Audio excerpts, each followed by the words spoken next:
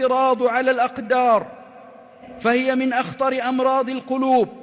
ومن مظاهر ذلك قول بعضهم إذا أصيب بمصيبة: ماذا فعلت يا ربي؟ أو أنا لا أستحق ذلك. أو عندما يرى على أحد نعمة فيحسده عليها قائلا: لماذا فلان عنده كذا وكذا وأنا ما عندي شيء.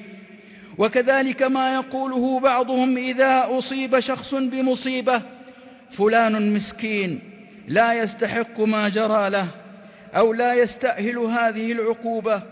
فمثل تلك الأقوال المنكرة مما يكثر على الألسنة، وذلك من الاعتراض على قضاء الله وقدره، ومن الجهل بحكمته سبحانه، فلا يجوز إطلاقها، ولا أن نتكلم بكلمة تسخط ربنا وتحبط عملنا، بل علينا أن نرضى ونسلم لأمر الله وحكمه وتدبيره، وأن نحسن الظن به ونفوض الأمر إليه.